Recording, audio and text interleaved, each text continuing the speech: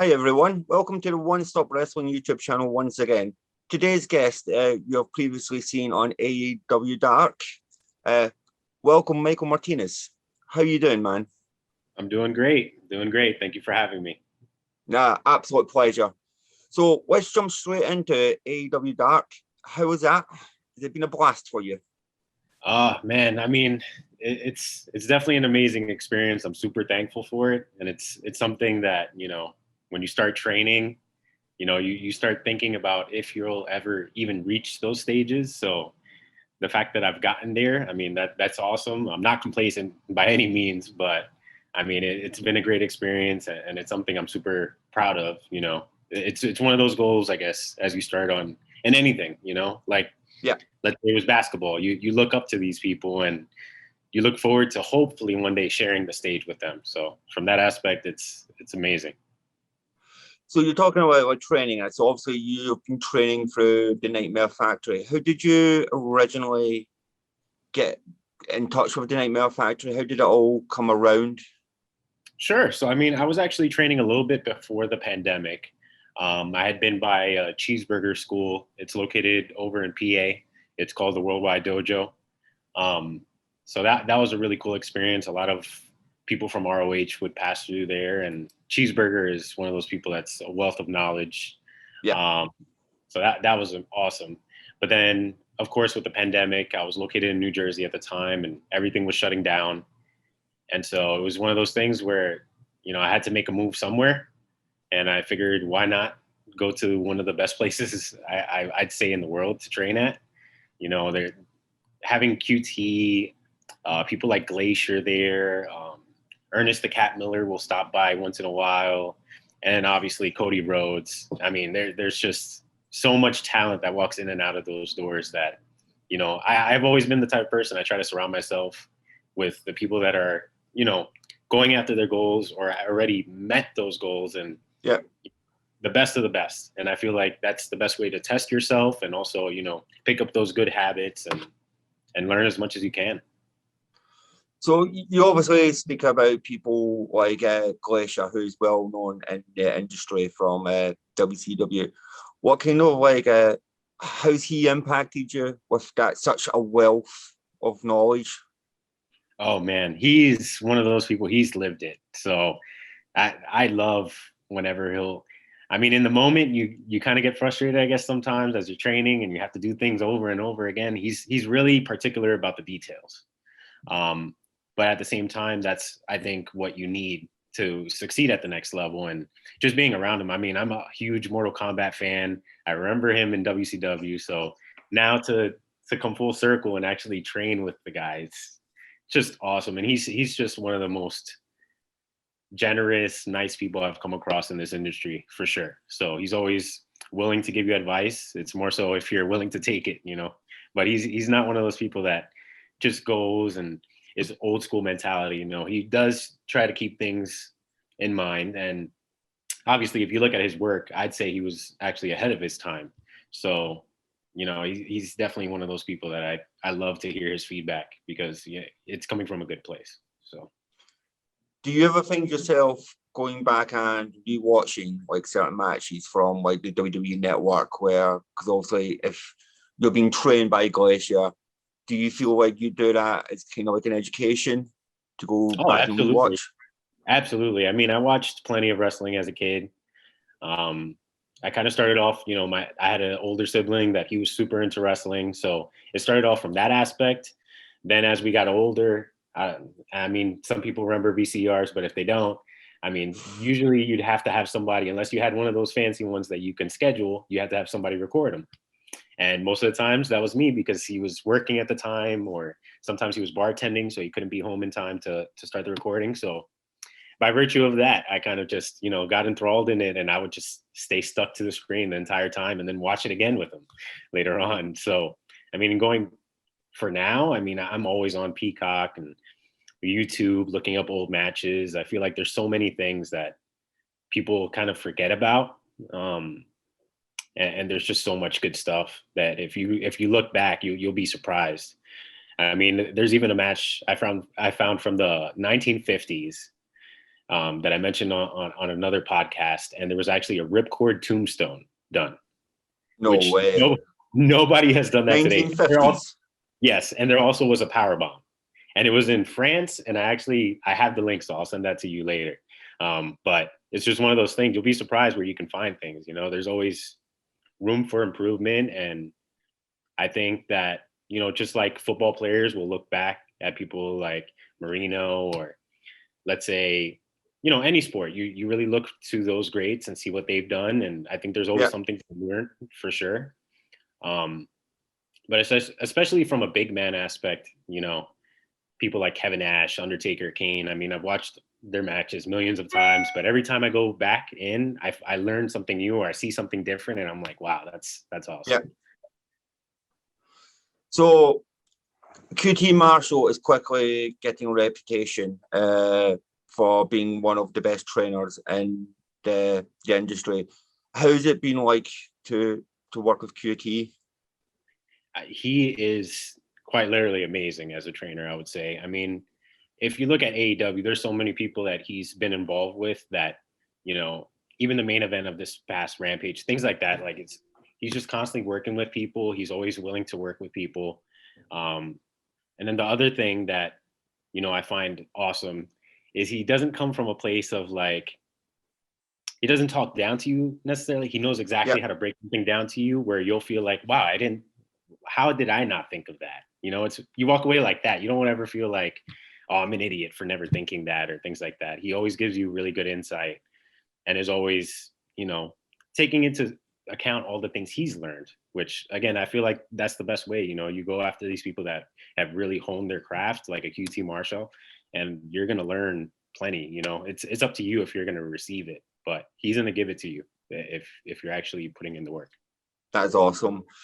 Is anybody else that's passed through the Nightmare facility that you kind of went, wow, that's imparted anything on you to this point? I mean, there's been plenty. I mean, Arn Anderson stopped in one time and just talked to us about a few aspects of wrestling, and that was awesome. People like one time CM Punk stopped in just randomly, just wanted to hang out and see what was going on for the day. It was tag team matches, and it was just awesome to be in the same building as him, because like anybody else, you know, you start off in this as a fan, and then you discover that, you know, that it's a rewarding experience like I did, and you get stuck. But I wouldn't change it for the world. I think it's one thing that Tony Khan's done very well with bringing in the likes of Arn Anderson and that. There's so much knowledge there for younger talent like yourself who can lean on these legends of yesteryear.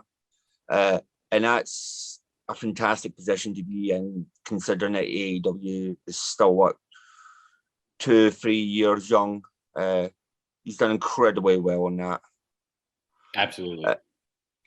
So, like, rewinding a little bit back to you appearing on AEW Dark, you had like a match against Butcher.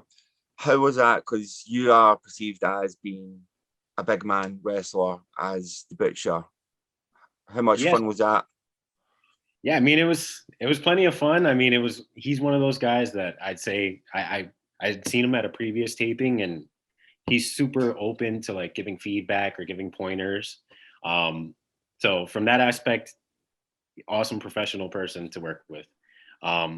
But of course, when I saw my name across the board on him, I knew what was going to go down. It's two big men. We're going to have a fun time. And that's what it was. I mean, we started before the bell. So, well, rather, he started before the bell. But I mean, once we were there, we were there. But yeah, I mean, everybody's been super open and generous with their advice and experience. And that's been something that, you know, it's beyond your wildest dreams. You hear all these terrible stories of people going to these places, like other federations. I never really hear that about AEW, and it's for a good reason, because everybody's there to work and just be professional, and you know, they're really trying to get the best out of everybody. But so, like, a subject I really want to touch on is like the evolution of the industry. How difficult do you feel that it is to be a heel in modern day wrestling compared to like 20, 25 years ago, where kayfabe was alive and kicking. Do you find that like a challenge, or do you find it more difficult to do now? Yeah, I mean, I do think like anything, as time goes on, it does get more challenging just because people have kind of gotten sick of the old tropes of all these different heels they've seen for 40 years, 50 years. So, from that aspect, you kind of always have to work at it and find, different inspirations and find different ways to get around things. And of course, there was things that heels used to do that they're not politically correct. Oh And which yeah, oh yeah, yeah, yeah. the whole nother aspect of how they would get heat, so to speak. They would just do these outlandish things, and you can't necessarily do those things anymore. So, I mean, from my aspect, I don't look at myself as a heel. I mean, people tend to take me that way, but I think like with any, strong character in any movie, like let's say Black Panther and Killmonger, right? Yep. He doesn't see himself as a bad person. And by all means, if you really look at his story, he's not entirely a bad person. Nothing's really black and white. And I think that's the aspect that people lose out on. There's so many different aspects to yourself, and why limit yourself to only being mean and angry all the time? Because if I'm winning, why am I going to be angry? Right. So it's a perfect way of putting it. Absolutely. So, I mean, there's little things that obviously you have to work at, and it has its challenges, but I mean, at the end of the day, I've told you, I don't look at myself as a heel per se. I mean, I just, in terms of the typical face behaviors, that just doesn't align with what I want out of wrestling. I'm really there to fight and to win. So whatever it takes, that's how I look at it. So, I mean, people will take it in negatively, but at the end of the day, it's like what I always tell them. You can call me anything you want, but you can't call me a loser. So that's what I go for. That's so perfect. How do you feel that social media comes into play now with your character? Is that like having a big advantage that people wouldn't have had, again, what, 15, 20 years ago? Yeah, I mean, absolutely. You can really utilize. I mean, it's, if you think about it, it's back in the day, maybe they used to have to deal on publicity or some sort of newspaper or something to really carry the word. But nowadays we're at that stage where it's up to you. You're the owner of your own business. So, I mean, some people use it to the extent they should. I mean, I have not used social media as much as I should, I'll be honest. But that's something that going forward, people are going to be seeing and hearing my name till they get sick of it. So it's just one of those things. Why not use it? I trained with Kid Bandit, for example. He was in my camp, and he's gotten huge on social media. And it's just because you get what you put out. I believe, he puts in the work, he cuts promos all the time, puts a lot of thought into his posts and things like that. And you're seeing the fruits of his labor. So like anything else, I feel as though if you're not using it, you're putting yourself at a disadvantage, because all these companies are always watching. So currently, what companies are you watching to, again, like to educate yourself? Are you watching a lot of independent stuff, taking notes, and going forward from there? Yeah, I mean, I'd say I watch a little bit of everything. I'm always sizing everybody up. So, and being that I'm just starting out, I mean, I guess starting to expose myself to a lot of these different promotions and things, like I'm looking to, make a name for myself. So I'm sizing up who are the bigger guys, who are the ones that are making noise, and those are the ones I want to take out. Because if you ask me, what's the best way to make your name? You take somebody out that's really big, yes, and start getting a following. So that's how I look at it. So anybody that has a belt, anybody that has some sort of following, yeah, you're on my list. So that's how that goes. Right, so I'm going to put you on the spot. What companies have you got your eye on? Where do you want to wrestle going forward this year? Oh man, I mean, I'm really interested to see what ROH does. Just because I know they're kind of relaunching, and I'm interested to see what that looks like. And Impact Wrestling, I think that's another place that would be awesome to just kind of go through there and mix it up with their talent. And of course, I'm always looking to continue with AEW, and if I can somehow manage to get to Japan or something like that, I would love to do a New Japan or something. But we'll see. Never say never. But I'm open to all opportunities, honestly. And obviously, myself being from the UK, I always like to ask, would you come over? Absolutely. Yeah, is that do you have much knowledge of the UK scene? I mean, I do follow a couple of different wrestling promotions out there.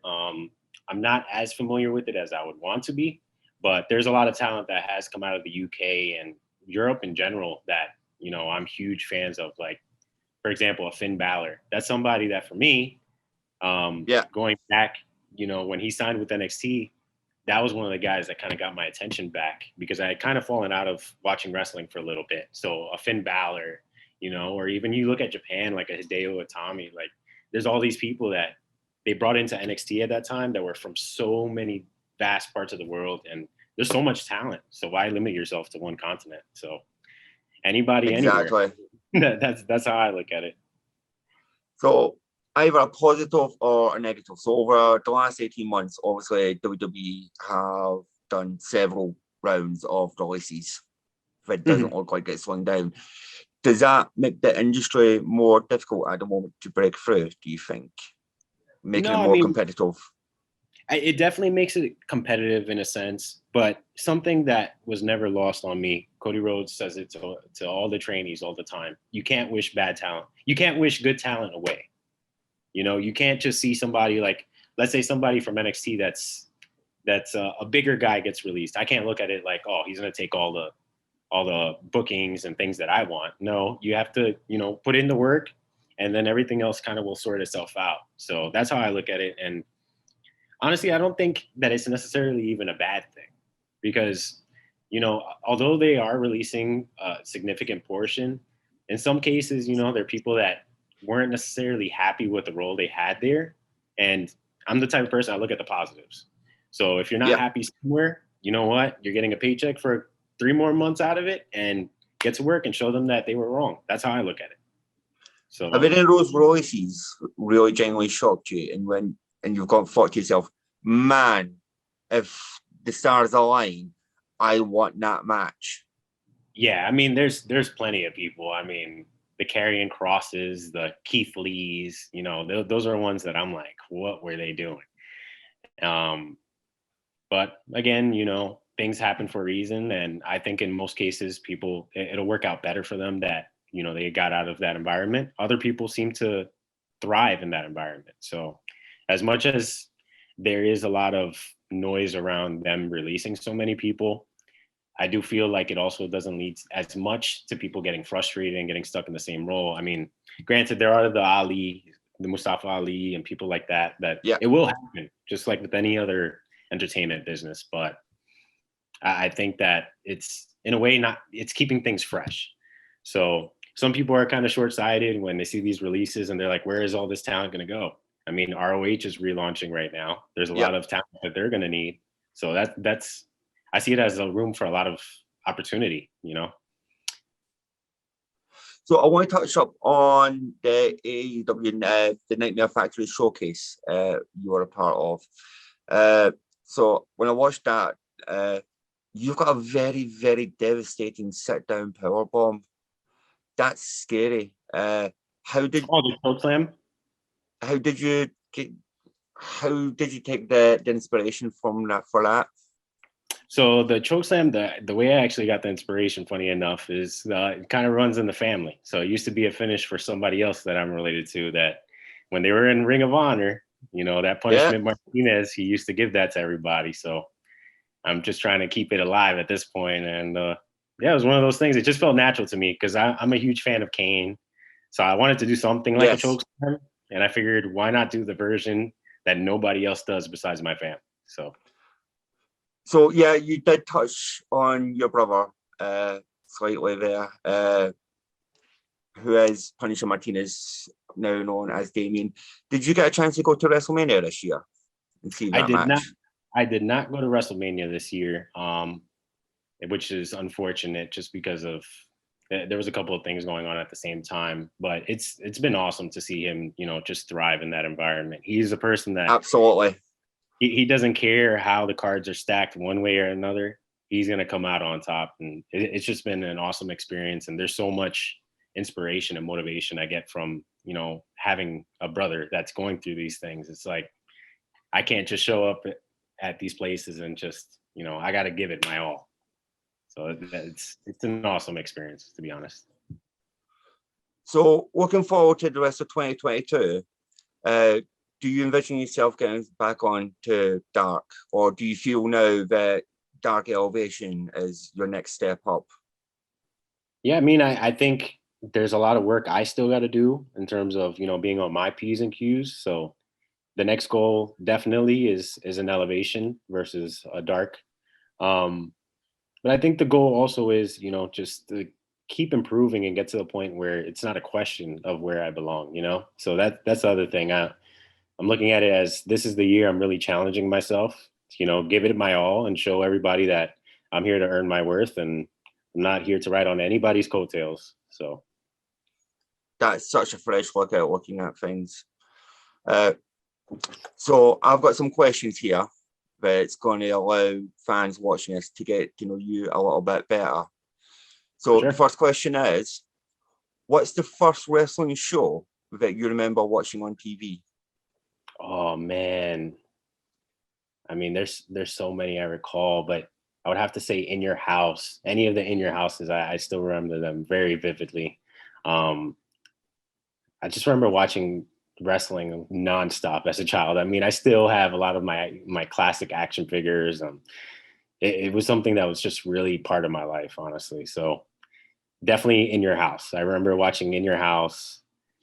Those classic Shawn Michaels Taker casket match. That was one I remember watching and feeling very sad about afterwards because at that point in time, I was a huge Shawn Michaels fan. So I was a little heartbroken. But yeah, I mean, it just felt different. I don't know how to explain it, but anything you tuned into, whether it was Sunday Night Heat or a Monday Night Raw, you knew you were going to be entertained. So awesome. I kind of grew up in that kind of like lineage as well of watching In Your House. I think In Your House has got one of Sean's most underrated matches against Mankind, which I still think is the best In Your House match from that whole generation of WWE.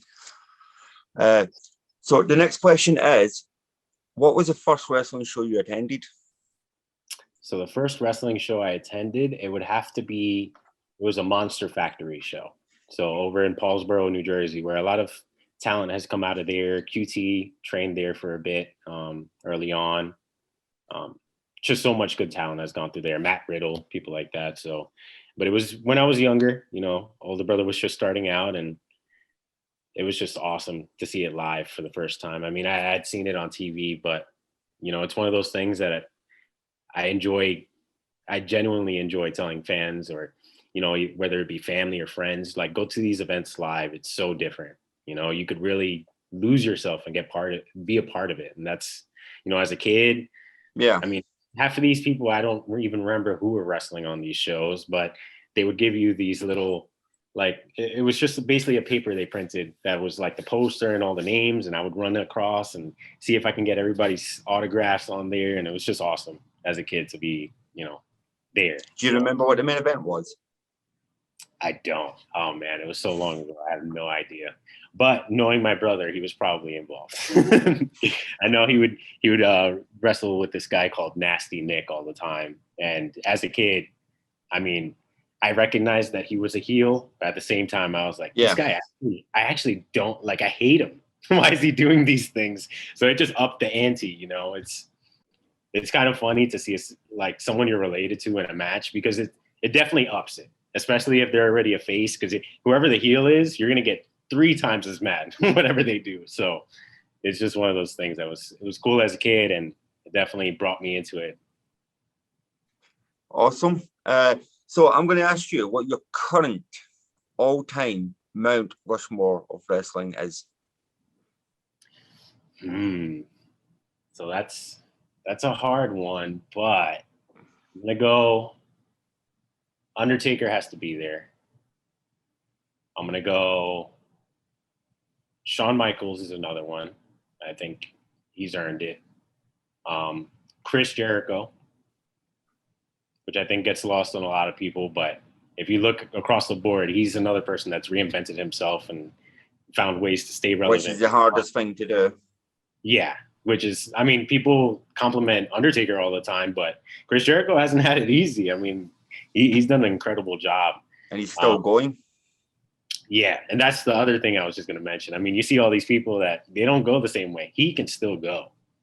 So, I mean, and then the last one, oh, man, I'm going to go with somebody a little more modern, I would say, in terms of, you know, I would say it's AJ Styles. He has to be that fourth person. Just because he changed how people perceive, you know, smaller wrestlers. After, for so many years, it was just, sport was dominated by, you know, the Kevin Nashes and the Big Shows and people like that. But someone like an AJ Styles, who he's someone else that reinvented himself. He went to TNA, then New Japan and ROH, and he's done everything. So he just, everything he does in the ring, no matter what he does, looks smooth, which, I mean, that's something else that, I mean, I can't put QT Marshall up there in terms of Mount Rushmore just because he's not, I guess, as well known as these four people. Yeah. When it's all said and done, I assure you, between what he does in the ring and all the people he's helped along the way, he's someone that at the end of his career, he's going to deserve to be mentioned along those names. So I'm going to agree with you on AJ Styles. It's not something I've ever put AJ in my top four, but it's very difficult to actually argue against. I always said that TNA dropped the ball with AJ Styles. Not that it didn't push him or anything, but AJ Styles should have been what Shawn Michaels was to the WWE. He should have been a renowned world star. And that's not to say that AJ Styles is not a renowned world star.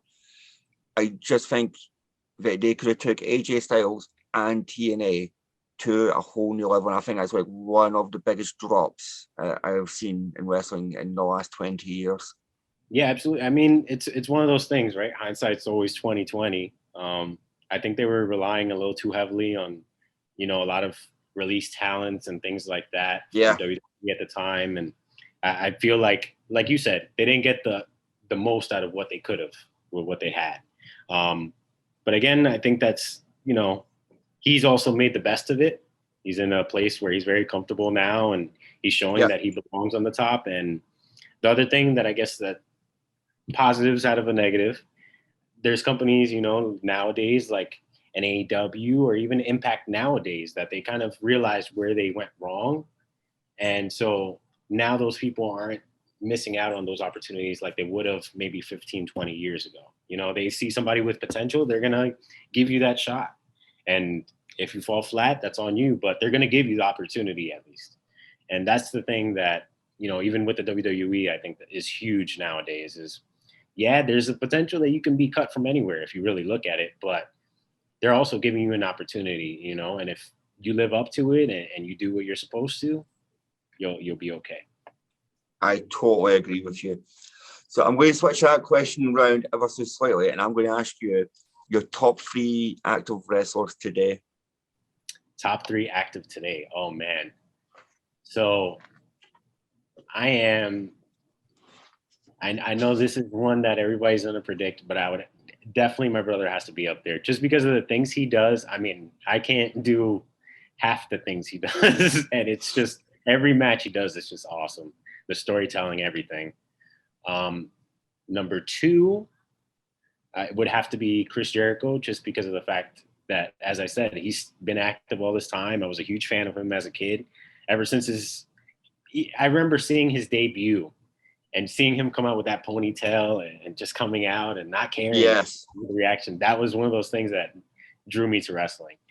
And number 3, I'm going to go with a big guy, and probably not one people expect.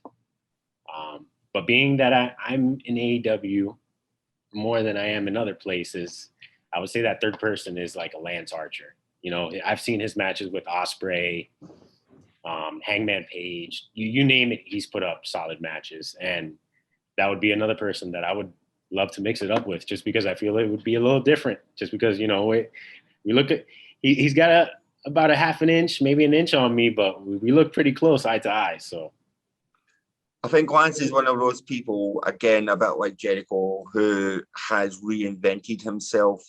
absolutely. He had his runs in WWE, TNA, went to New Japan, completely reinvented himself, and has now come back stateside and is absolutely killing it. And I think putting him with Jake has just been such the perfect touch. It's been icing on the cake for him. For sure. I mean, Jake the Snake is another person. I go back and watch his matches, and it's awesome to see them two together. And yeah, I'm just like anybody else. I'm interested to see where it goes, but I would definitely not say no if our names were across from each other on a board somewhere. Would love to see it. For sure. But so next question: all-time favorite wrestling video game? Oh man, that has to be No Mercy, hands down. I mean, I loved SmackDown versus Raw, but No Mercy it was so ahead of its time. So ahead of its time. I mean, just in terms of customization, moves, you just get lost in there, and it didn't even matter what you were doing. So, yeah, I'm hoping that, as time goes on, our video games in terms of wrestling, because I am an avid gamer on the side, I do have an Xbox Series X, and I would love to have a good wrestling game to play on it. So, is that like a future goal for yourself, is to get into like a game? Yeah, I mean, I would say it takes the right type of game. And I mean, some of these last wrestling games have been just kind of poor. I mean, lately I play a lot of Madden, UFC, things like that. I'm a huge UFC fan, so that's something as I play the game, I learn all these different, positions and different movements, and it's just cool to play. But yeah, I mean, it's not the same, and I'm hoping that it goes back to it. I think there's a lot of promise behind what AEW is eventually trying to do. Then you also have games like the Wrestling Code, where it's kind of just taking the best indie talent. So I think that's going to be something else people should keep an eye out for, and I'm hoping we get back to those times, because they were really fun times. I would recommend, if you haven't played it, Fire Pro Wrestling. I have not played it, but I keep hearing great things about it, so I definitely it's a very good alternative to what the likes of WWE have been releasing, and the customization. I've never seen anything like it. You can literally create anything in that game. Wow. So yeah, no, I need to. I'll definitely check it out. For Hopefully, sure. The next couple of games, as you say, it gets back to being fun, because it's not been good. No. And 2K20 still makes me cry. No, I don't even think I got that one. Was that the one with all the glitches in it? Yeah. Yeah, I mean, and once I saw all those, I was like, yeah, I'm gonna wait a couple of months, and then it seemed like nothing was gonna be done with it. So, unfortunately, I didn't pick that one up. But I mean, you go back, I used to get the In Your House games for the Sega Genesis. That was one of the first games I played. Was that the one when you went British Bulldog and like you turn into the Bulldog and the Undertaker? Undertaker had the like these flames. Yeah, and Owen Hart was in the House of Cards. Yeah, and I used to. Oh, I love that game. Dude, I used to play as Doink the Clown, and he used to have a move that was unblockable. And I've looked it up recently just to confirm. And I mastered, that was like the first combo I ever mastered in any game. And I would play against my father and just use that move over and over and frustrate him to no end, just because it was unblockable and I would always win. So it was. I would say awesome. to anybody watching this, if you've never had the opportunity to play WWF in your house, go track down a retro console, get an emulator, do something. You absolutely missed out on life if you did not play it in your house. It was a fantastic game.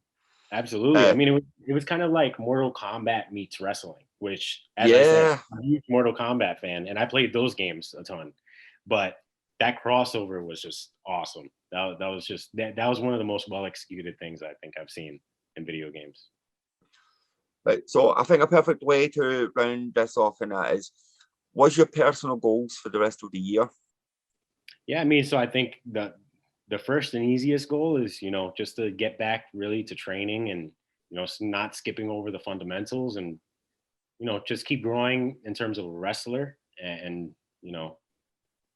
just as I said, also, utilizing social media more. So there's going to be a promo posted relatively soon. Just because there's a lot of people that, they may have heard my name, don't know what I'm about. And I think that's going to be a great way to introduce everybody to, who I am. So that's going to be a great thing to look out for.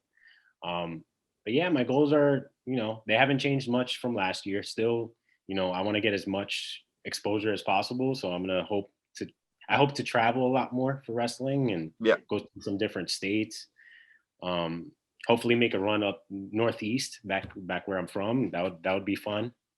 But yeah, overall, I'm just looking to fight whoever they put across me and, trying to make a name for myself. So anybody, as I said earlier, is a target at this point.